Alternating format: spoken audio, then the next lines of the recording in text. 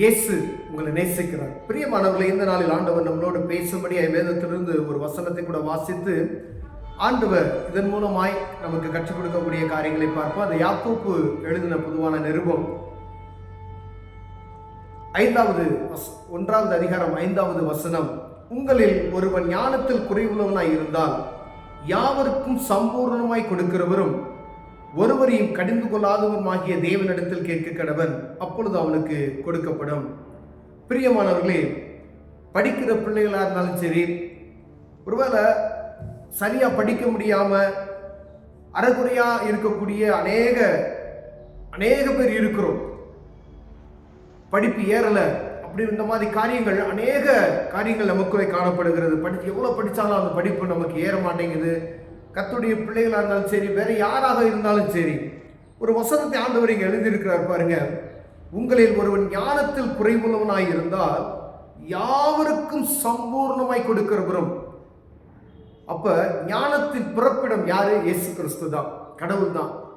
அவருடைய ஞானத்தை யாரும் ஆராய்ச்சியெல்லாம் செய்ய முடியாது. பூமியில இருக்கக்கூடிய எத்தனையோ ஆராய்ச்சிகள் நடந்து கொண்டு இருக்கிறது. பூமிக்கு அடுத்தவைகளை, சூரியனை, சந்திரன், அப்படி ஒவ்வொரு காரியங்களையும், அடுத்த நிலவுகளை ஆராய்ச்சி செய்து கொண்டு இருக்கிறாங்க. ஆனால்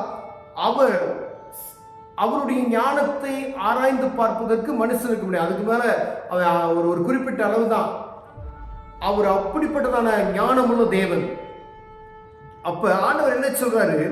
நீ ஞானத்துல குறைவுள்ளவனாய் இருந்தால் யாவருக்கும் சம்பூர்ணமாய் கொடுக்கிறவரும். ஞானத்தை அவர் தான் எல்லா மனிதனுக்கும் கொடுக்கிறார். பழைய ஏற்பாட்டின் காலத்துல அந்த நம்ம ஆதியாகம புத்தகத்தில் அப்படியே வாசித்து வந்தோம்னு வச்சுக்கோங்களேன், ஒவ்வொரு இந்த ஆலயத்தை கட்டுவதற்கான ஒவ்வொரு காரியத்தையும் ஞானமாய் ஒவ்வொருவருக்கும் ஞானத்தை ஆண்டவரே கொடுக்கிறார். ஒரு தையல் ஆடைகளை தைப்பதற்கு ஒருவருக்கு ஞானத்தை கொடுக்கிறார். நகைகளை எப்படி செய்யணும், தங்கத்தை எப்படி அதை உருமாற்றணும், அதை அச்சு எடுக்கணும் அப்படின்னு சொல்லி அவங்களுக்கு ஒரு ஞானத்தை கொடு. மர வேலை செய்வதற்கான ஞானத்தை கொடுக்கிறார்.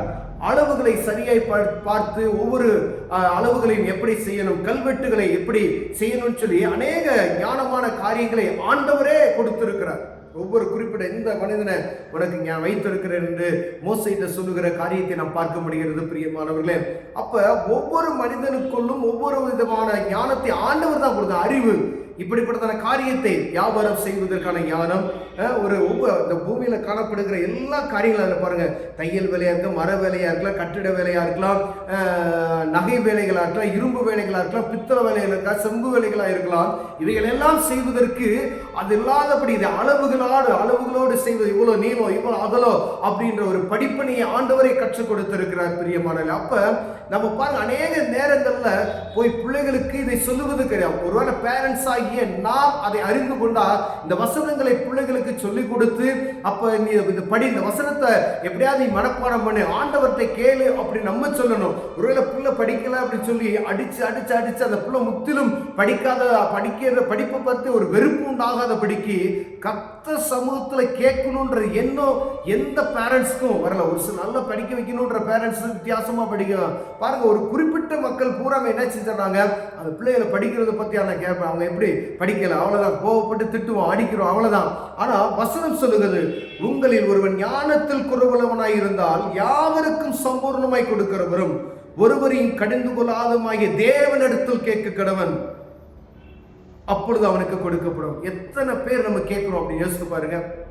உங்க பிள்ளைகளுக்காண்டி நீங்க ஆண்டவர்கிட்ட என் மகனுக்கு ஞானத்தை கொடுங்க, என் மகளுக்கு ஞானத்தை கொடுங்க, இவன் இப்படி இருக்கிறா அப்படின்னு சொல்லி எத்தனை பேர் கேட்கிறோம். ஒருவேளை குடுகுடுப்புக்காரன்ட்ட போய் கேட்போம் பாருங்க, அந்த கோடாங்கின்றான் பார்த்தீங்களா, அவன்கிட்ட போய் கேட்போம், இந்த பிள்ளை எப்படி படிக்குமா அப்படின்னு சொல்லி அப்படிலாம் கேட்கிறோம். யார் குறி சொல்லுவா அப்படிப்பட்டதான ஆட்கள்ல கேட்கிறோமே ஒழிய, யாராவது ஒருவேளை தீர்க்க தரிசனம் அப்படி சொல்றா அப்படி கேட்கிறாங்க. வசனத்தை வாசித்து பிள்ளைகளுக்கு இந்த வசனத்தை சொல்லி கொடுத்து ஆண்டவர் ஞானத்தை கொடுக்கிறவர் அவரே. ஒரு மனிதனுக்கு, எப்படிப்பட்ட மனிதனுக்கு ஞானத்தில் குறைவுள்ளவனாக இருந்தால் அவனுக்கு ஞானத்தை கொடுக்கிறவர் இயேசு கிறிஸ்துவே அப்படின்ற வார்த்தை அவனுக்கு சொல்லிக் கொடுக்கும் பொழுது ஆண்டவர் அவனுக்கு ஞானத்தை கொடுக்க வல்லமையுள்ளவராய் இருக்கிறார். பிரியமானவர்களே, ஒவ்வொரு படிக்கிற பிள்ளைகளுக்கும் இந்த வசனத்தை நீங்க கற்றுக் கொடுங்க. இந்த வசனம் அந்த பிள்ளைகள் மனப்பாடம் செய்யும் பொழுது ஆண்டவர் ஞானத்தை கொடுக்கிறார். அப்போ அவனே புரிந்து கொள்வான். ஆண்டவரே, இது முதல்ல ஜெபம் செய்துட்டு நாங்கள் வாலிப ஸ்கூல்ல படிக்கும் பொழுது, ஹாஸ்டல்ல படிக்கிற காலத்துல போன படிப்பே வராது. அப்புறம் ஜெபிக்கிற பசங்க பார்த்தீங்கன்னா அவங்க காலையில் எழுந்திரிச்சு பைபிளை வாசிச்சுட்டு அதுக்கப்புறம் தான் படிக்கிறதுக்கே போவாங்க. நாங்கள் அப்படி செய்ய மாட்டோம். ஆனால் ஃபர்ஸ்ட் கிளாஸில் பாஸ் பண்ணுவாங்க, நல்ல மதிப்பெண் எடுப்பாங்க பாருங்க. அப்போ எங்களுக்கு அற்பமாக தெரியும், என்ன காலையில் எழுந்திரிச்சாங்க, நல்லா ஃப்ரெஷ்அப் ஆகிட்டு நல்லா பைபிள் எடுத்து வாசித்து ஜோம் பண்ணிட்டு அப்படிதான். நாங்கள் அப்படிலாம் செய்கிறதே கிடையாது. அந்த ஒரு குறிப்பிட்ட காலத்தில் பாருங்க, அப்போ ஒருவேளை ஆண்டவர் நான் அறிந்திருந்தேன் அப்படின்னு சொன்னால், ஒருவேளை அந்த ரட்சிப்பின் அனுபவத்தை அப்பயே நான் பெற்றிருந்தேன்னா என்னுடைய படிப்போ என்னுடைய காரியம் வித்தியாசமா இருக்கும். அப்ப அந்த நேரத்தில் அவங்க பேரண்ட்ஸ் அவங்களுக்கு சொல்லி கொடுத்துருக்காங்க. அந்த நேரத்தில் அந்த பிள்ளைகளுக்கு நீ வேத வாசித்துட்டு தான் நீ படிக்கணும் அப்படின்னு சொல்லி கொடுத்துருக்காங்க. ஜெபம் செய்து விட்டு தான் நீ படிக்கிறதுக்கு போகணும் அப்படின்னு சொல்லி ஒரு ஒழுக்கத்தை பிள்ளைகளுக்கு கற்றுக் கொடுக்கிறார்கள். ஆண்டவர் அற்புதம் செய்கிறவர், ஆண்டவர் ஞானத்தை கொடுக்கிறவர் என்று அந்த பிள்ளைகளுக்கு அவங்க பேரண்ட்ஸ் கற்றுக் கொடுத்திருக்கிறாங்க. அநேக பேரண்ட்ஸ் என்ன செய்யறதுன்னா, நம்ம கற்றுக் கொடுக்கிறது கிடையாது. ஆண்டவர் சமூகத்தில் நீ போனேன்னா இது அற்புதத்தை பெற்றுக்கொள்ளுவ, முதலில் தேவனுடைய ராஜ்யத்தையும் ஒரு நீதியும் தேடு, அப்பொழுது இதெல்லாம் உனக்கு கூட கொடுக்கப்படும் என்ற வார்த்தையை பிள்ளைகளுக்கு நம்ம சொல்லிக் கொடுக்கும் பொழுது ஆண்டவரை பற்றுக்கொள்வதற்கு பிள்ளைகளுக்கு அநேக காரியங்களை சொல்லிக் கொடுக்கிறோம்.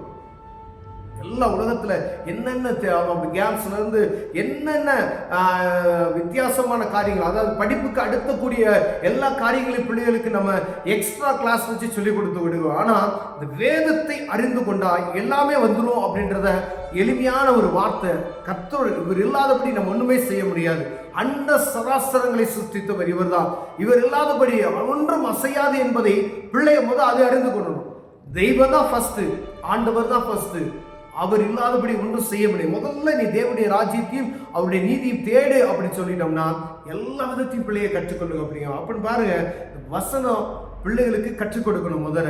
நீங்க பேரண்ட்ஸ், நம்ம பேரண்ட்ஸ் ஆகி நம்ம என்ன செஞ்சிருக்கணும், பிள்ளைகளுக்கு படிப்பு வரல அப்படின்னா ஃபர்ஸ்ட் ப்ரேயர் பண்ணுவதற்கு கற்றுக் கொடுங்க. டியூஷன், அடுத்து நம்ம மைண்ட் எங்க போவோம் அப்படின்னு சொன்னீங்கன்னா டியூஷன் எடுக்கலாமா, எப்படிப்பட்ட டியூஷன்ல நம்ம பிள்ளைகளை சேர்க்கலாம். அவனுக்கு படிப்பே வர மாட்டேங்குது, அவனுக்கு ஒரே ஒரு தடவை சொல்லி கொடுத்தா அதை ஏற்றுக்கொள்ளக்கூடிய அந்த மைண்டே இல்லை அப்படின்னு சொல்லும் பொழுது தேவ சமூகத்துக்கு போங்க. அதான் இயற்கைக்கு அப்பாற்பட்ட அதிசயத்தை செய்கிறவர் ஆண்டவர் மட்டும்தான். பாருங்க, இதை டாக்டரால முடியாது, யார் இது டீச்சரால முடியாது. நீங்க என்ன அடிச்சு அடிச்சு அடிச்சு அடிச்சு அவனை துன்புறுத்தினீங்கனாலும் அவனால் ஒன்றும் செய்ய முடியாது. ஆனா ஆண்டவரால் செய்ய முடியும் என்பதை நீங்கள் அறிந்து கொள்ள வேண்டும். பிரியமானவர்களே, எப்படிப்பட்ட மக்கான இருக்கக்கூடிய ஒரு பையனையும் ஆண்டவர் வல்லமையாய் மாற்றி விடுவார். அவனுக்கு ஞானத்தை கொடுப்பார். அநேக சாட்சிகளை நாங்கள் கேட்டு இருக்கிற பிரியமா, ஒண்ணுமே படிக்க முடியாது. ஆனா தேவ சமூகத்தில் அவர் ரட்சிக்கப்பட்டு ஜெபித்து விட்டு போய் எக்ஸாம் எழுதின அநேகம் நல்ல மதிப்பெண்கள் எடுத்து இன்னைக்கு பெரிய டாக்டர்ஸா இன்ஜினியர்ஸா இருக்கக்கூடிய அநேக வாலிப பையன்மார்கள் இருக்கிறார்கள். பிரியமானவர்களே, அப்படின்னா நம்முடைய பிள்ளைகளுக்கு நம்ம எதை கற்றுக் கொடுக்கிறோம் என்பதை பார்க்க முடியாது. ஆண்டவர் உங்களோடு என்னோடு பேசுகிறார். வேதத்தை கற்றுக் கொடுங்க. பிள்ளை படிக்காத பிள்ளைக்கு இந்த வசனத்தை கற்றுக் கொடுங்க. இந்த யாக்கோப்பு 1:5 வசனத்தை பிள்ளைக்கு கற்றுக் கொடுங்க. அவனுக்கு சொல்லும் பொறுமையை சொல்லிக் கொடுங்க. அவன் ஆண்டவரை பற்றி கொண்டா பெரிய காரியத்தை ஆண்டவர் செய்ய வல்லமையுள்ளவராக இருக்கிறார். கண்களை மூடுவோம், ஜெபம் செய்வோம். அன்பின் தகப்பனே, ஆண்டவரே, ஒருவன் ஞானத்தில் குறைவுள்ளவனாக இருந்தால் உங்ககிட்ட நீங்க கேட்க சொல்லி இருக்கிறீங்க. எல்லாத்துக்கும் ஞானத்தை கொடுக்கிறவர் நீங்க ஆண்டவரே. நாங்கள் அறிந்து கொள்ள உதவி செய்யுங்க. எங்க பிள்ளைகளுக்கு கற்றுக் கொடுக்க உதவி செய்யுங்க. இயேசுவின் நாமத்தில் பிதாவே, ஆமென்.